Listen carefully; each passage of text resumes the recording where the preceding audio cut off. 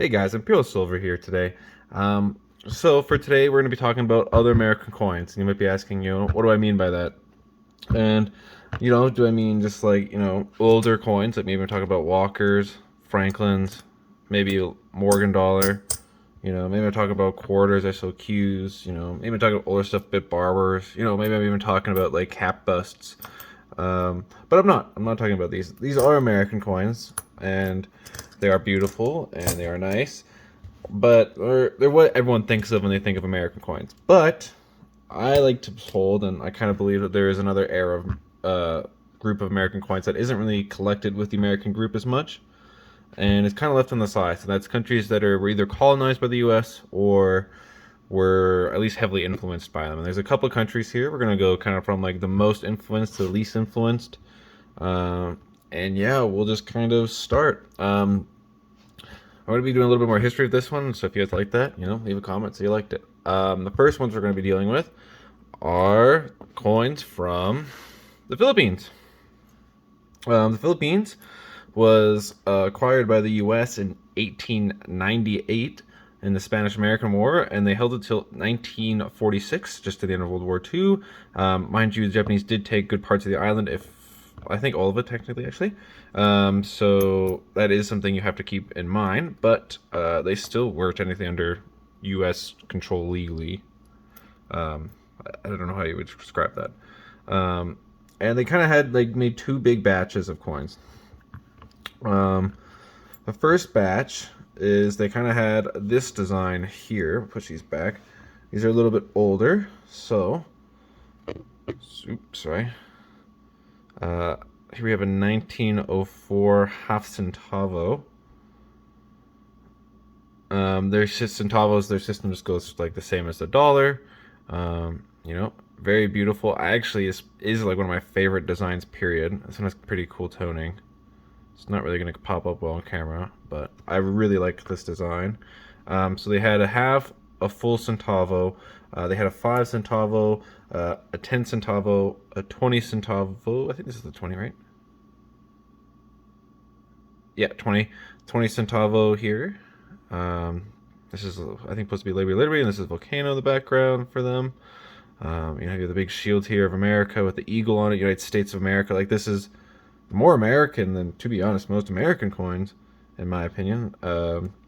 It's a high percent of silver. A lot of them, I think they're 90%. These earlier ones, and then they slow down. But like even like compared it to like it's a little smaller than a half dollar, the 50.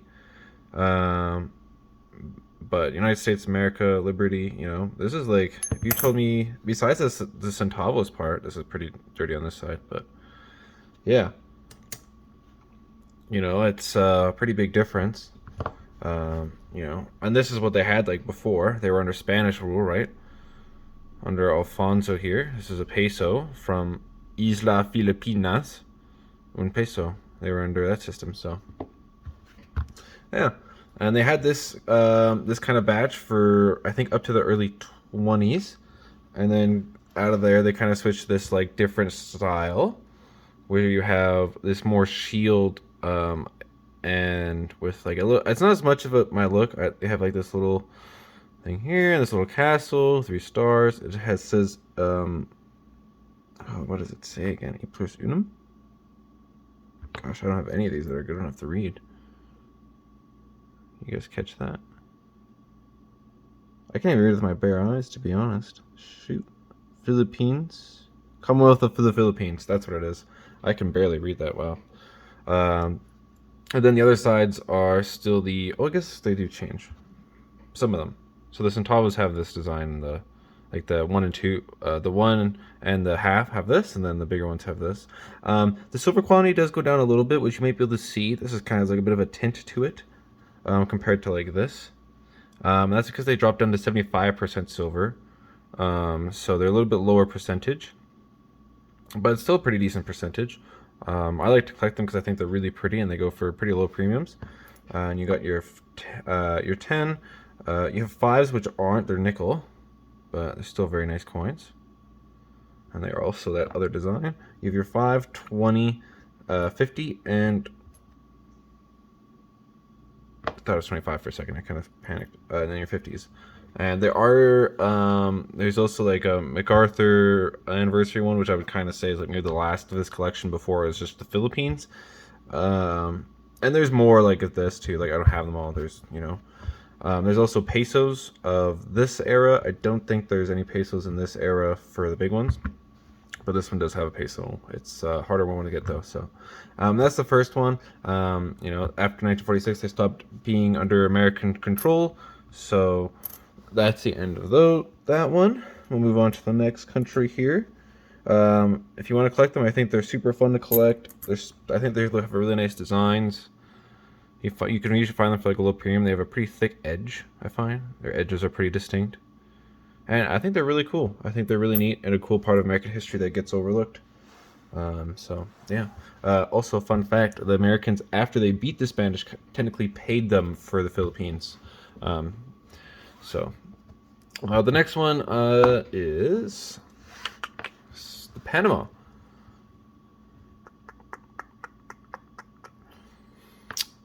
Sorry, just had to check something there. United States coin there is technically legal tender. I think that is even to this day.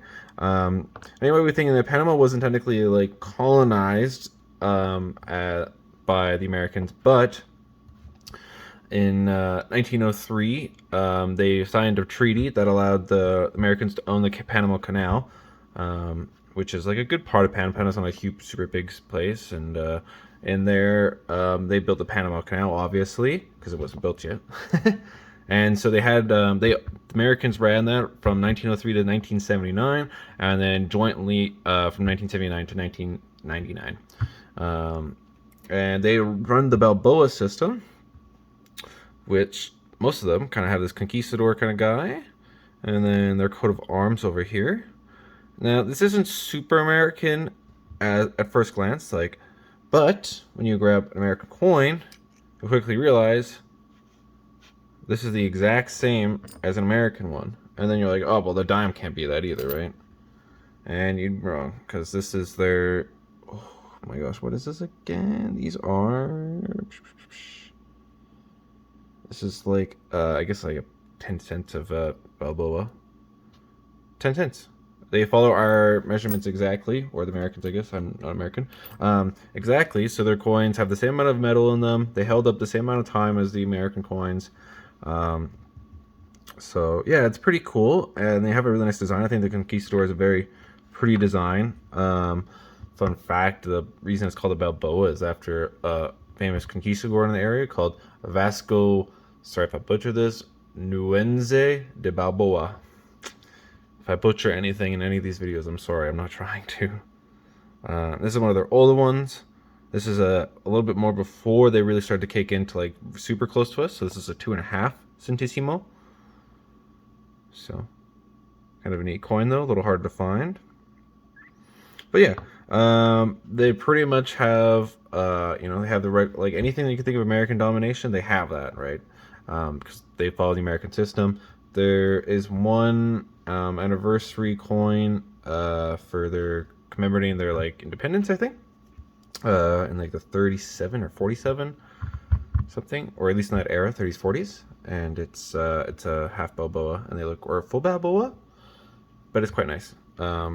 And yeah, their coins, they don't really look inherently American, but you can definitely see the American influence here. They even tell you like 90% what their weight is.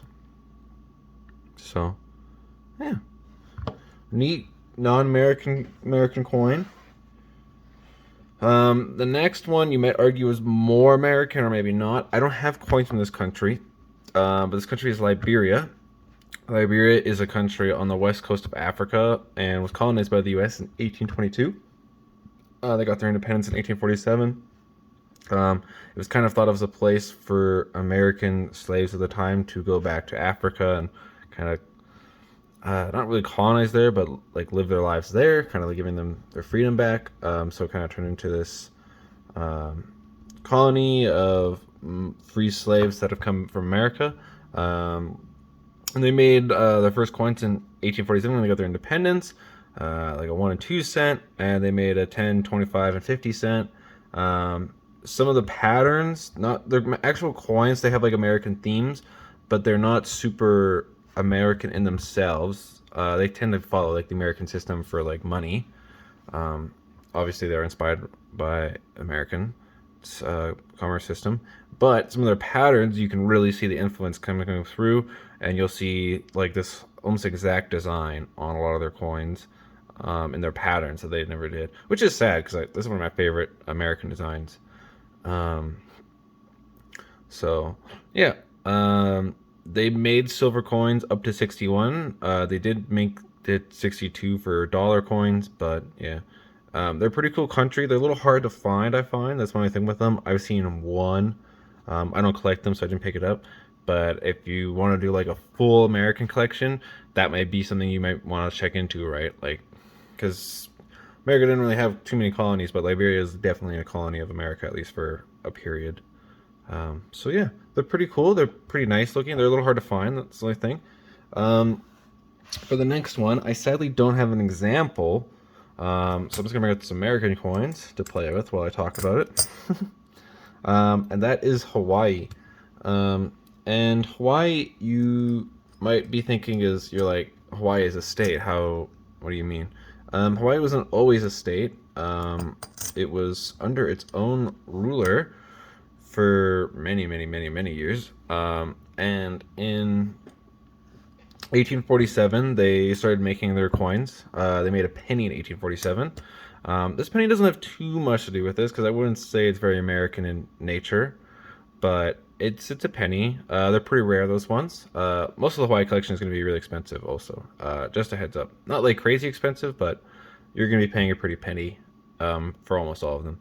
And then in 1883, they made a full set, which included a dime, a quarter, a $half, a dollar, and there isn't 1/8, so like that's 12.5 cents, which is one of my favorite design. But if you have one of those, you're going to be rich because there's only 38 ever made. You're just not going to see them. They're really rare.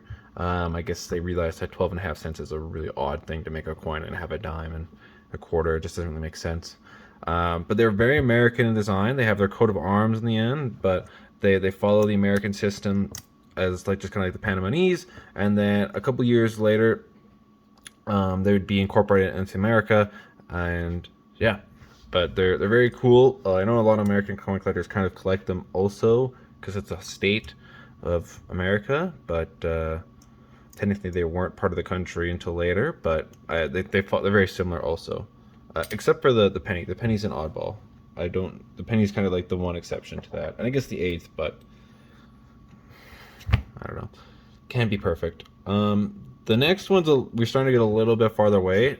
For sure. This is kind of getting more into like heavily influenced. That's going to be Cuba. I don't have a ton of Cuban coins, sadly. Cuba was occupied by the U.S. from 1898 to 1902.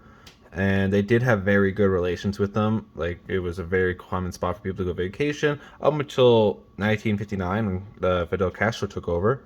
And then, 1961 they tried the Bay of Pigs invasion, but it failed. But I would say, in a way, the coins before, Castro's invasion, invasion, whichever, have definitely some American influence in them. They might not be the most American, but I would at least say they're heavily American influenced in the way that they're made, and I think they're also very pretty. So we got like a 1 centavo here. Very pretty. They got their coat of arms. They like to do stars on their coins. Ooh, that's not picking up. There we go. There's their little coat of arms. Republic de Cuba. And it's just the same as like goes up to a peso. We got a 5 here. And then I also have a 20. And it says like 5 grams here. Man, these are really not focusing. This is actually one of my favorite designs, fun fact. I almost made this the logo for the channel without the words. Because I really like this design. I think it's really nice. And I'm dying to get a peso one of these, but they're hard to get. This one I wouldn't say is quite as strong as like the Hawaiians by quite a bit. This is quite a bit lower. But you definitely have a little bit of American influence. If you really wanted to, I think you could put Cuba into like this, like the American influence section. I would probably colonized a little bit up, but they did own it for 4 years, so you can maybe argue it. Um, and then the last country on this list is a country that the Americans maybe they tried to conquer, but they didn't actually manage to do it, and that'd be Canada. I'm Canadian, and you know, these coins are definitely American in nature because when you think about it, we're under the British, and the British have like weird increments like 6 pence, 3 pence. They have that system. This is not what Canada's had. As soon as we made our first coins in 1859, they were already doing 1 cent. They did try 20 cents, like America, but they didn't stick around. And yeah, and it's been a thing. So like you can see here, this is 50 cent. It holds up, same size. They had the large cents, like the Canadians also. Um, and this wasn't as much like a colony of America, but I would say like there's at least a heavy American influence in Canadian coins. They follow a lot of the same rules as American coins. Obviously, the later ones are lower percentage, like we do 80% to 90%, but they're the exact same size. So that is something to be said. Maybe they are the same size. Am I actually wrong on that? Maybe this is just a weird one. I don't know. They get exchanged commonly, and that's the main reason. Is just the economic systems of Canada and the U.S. are so intertwined.